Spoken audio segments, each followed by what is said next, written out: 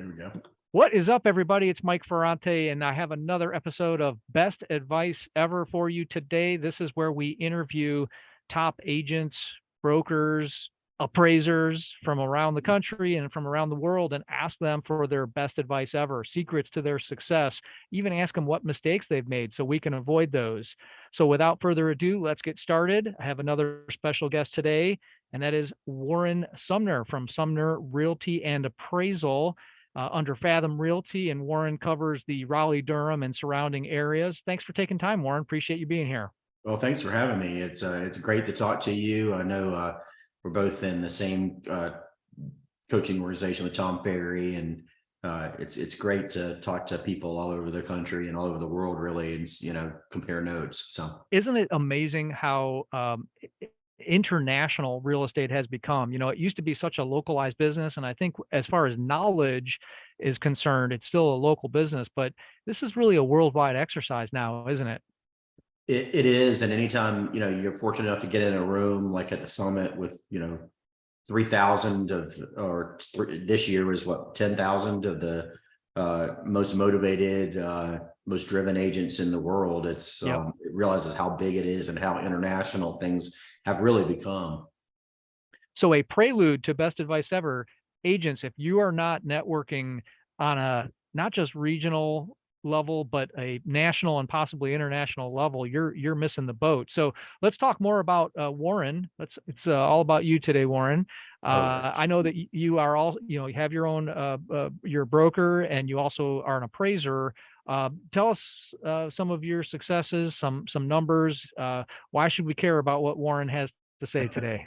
Well, I'm not going to impress anybody with the vast volume I do every year in real estate. It's kind of the reason I'm rededicating myself to coaching, and I would like to put more of my focus onto being an agent because I really do love it. I started as an appraiser in 1998, and I'm on my 23rd year of appraising. It's hard to say those words and have them come out of my mouth and realize how many years have passed, but I just decided in 2013 I was tired of being the nerd carrying a clipboard around. So I'd go out all day and didn't talk to anybody, didn't have any interaction with human beings, being an appraiser. So I decided that I wanted to kind of feature some of the more social aspects of my personality, and knew a lot of agents, and decided to kind of join the dark side, if you will. So your experience as an appraiser, I'm sure, plays into some of your success as a real estate broker. But I'm going to surprise you with a question here. Talk about, first of all, you mentioned getting out, talking to people, interacting. I will tell you that I really am more on the introvert end of the spectrum, believe it or not. I know that people say, but Mike, you do podcasts, you do videos, and yeah, I really have to get up for that. That's not my natural state. I'd rather be in my dark office in the basement, not talking to people. Which end of the spectrum are you? Are you more of an introvert or an extrovert, would you say? I'd talk to a brick wall if it would talk back. I'm very much a social animal. I love people. I love the experiences of people. So that's part of the reason I made the move, is because the appraisal business wasn't feeding that. Got it. I have met agents that are introverts as well, and some very good agents that are. You just have to incorporate that into what you do every day. Yeah, you almost have to plan for it. Now, you're fortunate in that if you're on the extrovert end of the scale, that the talking to people part of our business is obviously comes more easily to you. But thank you for that intro. Let's get into some of the nitty gritty here, because people want to learn from your experience. So I'm going to ask a kind of broad, open-ended question here. You've obviously experienced some level of success to be so long in the business. A lot of agents are in for 1 or 2 years and they don't make it. If you had to pick one thing that's the secret to your success in the real estate business overall, both as a broker and an appraiser, tell me what that would be. I'm very, very driven. and I'm strangely very disciplined in some areas. I get up and work every day. I'm not a procrastinator or uh, I've never was a candidate to play Xbox all day because it's just not active enough for me. I really like to go out there and do things. And I think that kind of helps me. Being driven is what has made me successful. I'm afraid of mediocrity, and I'm definitely afraid of disappointing my family. Got it. Got it. Those things drive me to get out there and hustle and work every day. So my guess is that you have a very strong why, and I'm gonna take a stab that it might be your family and that fear of failure, but I'll let you answer the question. Is that your why, and is that really what makes it so easy for you to be driven? Well, I have two boys, 12 and 7, and fortunately they take after their mother. They're very smart and, Good looking, smart, right? good looking, smart. Yeah. I didn't get any of those characteristics. So, I think one might be destined for, uh, uh, Duke or Stanford, which equates to a lot of dollars. So Yeah. I better get my butt to work. So, Yeah. So, I know that we talk about it on our team a lot and figuring out what that why is, because everything kind of starts there, like the Simon Sinek book start with why. And so I think that's a great place to begin is, what is the why, identify it, and kind of structure your goals around that why. I bet you have some very specific goals centered around what it's going to take to put the kids through school, retire, save, put food on the table, all those basics. Um, do you have uh, sort of a system in place, or goal setting, business plan? Like what does that look like for Warren? well, mine constantly evolves. Having the full-time appraisal business along with the full-time real estate agency. It's to me, I have to, and it took me, this is easier said than done. I had to develop the mindset that it's okay if I get income from one source and less income from another source. So ironically, the real estate market was very, very hot during the pandemic in Raleigh, but the appraisal business was on fire. Hmm. So I was drinking from a fire hose. And while I did probably better than your average agent does in real estate, I didn't have the time and the focus to dedicate to that because the appraisal business was so forthcoming and flowing. And it took me a while to sit in the Tom Ferry summits and hear of the agents that were doing 100 transactions a year, knowing that I'm only doing a fraction of that because of the time. I made good, solid income and financially we were very happy and comfortable, but I took it as a pride thing, and I had to kind of get over that. I'm kind of putting my focus more towards the other way now, though. Since the market's become more challenging and rates have gone up, and both real estate industries have their challenge with the appraisal and the brokerages, I'm really embracing the opportunity that comes with sales. I think this is a market to take market share and For sure. go out and really establish myself as to what my goals are from that side. Yeah. So, but yeah. So I have a pretty specific question for you here. I think I hear this question a lot from agents, and you being both an agent, a broker, and an appraiser. We sit down with sellers and we take an educated guess as to what their property value is, where we should list their homes. And of course, you're an expert. You're trained to determine value. But I always tell people, look, even an appraiser, it's really just their best guess. How do you manage, and what does that conversation look like when you're talking to a seller with your agent hat on? And you probably tell them, look, I'm an expert at this. This is one of the things I do for a living. People pay me to tell me what their home value is worth.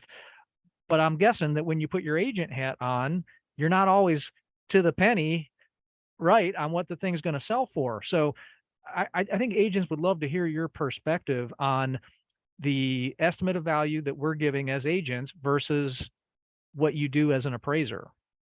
Well, I think a roundabout way of answering that question is, I think one of the major weaknesses I see in agents as far as pricing goes is they have to determine what is a sale and what is a comparable, because there's two different things. Just because you have a sale that supports X doesn't make it a comparable that an appraiser is going to use. If you're most likely eventually down the road going to be facing an appraiser. So it's a good idea to learn their modus operandi, get in their head a little bit, and determine what you're likely to be facing on that other side.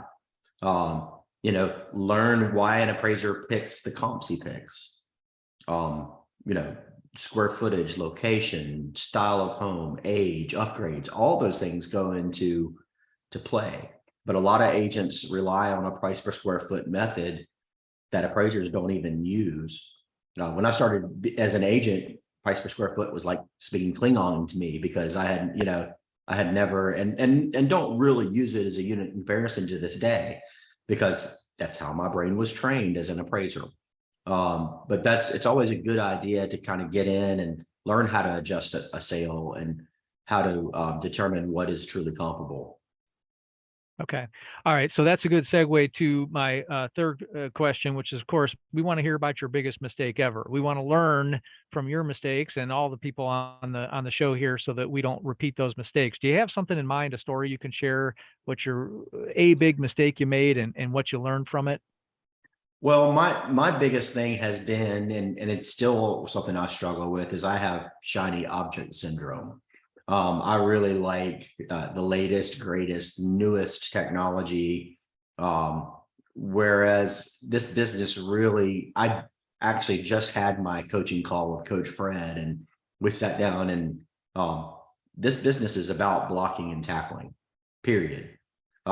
It's about the fundamentals, disciplined activities every day, and those nice little shiny toys that we have to play with as websites and listing tools, and they're great, and but they have their place. And I've always made the mistake of confusing their place, whereas when I've gotten more disciplined and done the blocking and the tackling, I've been more successful.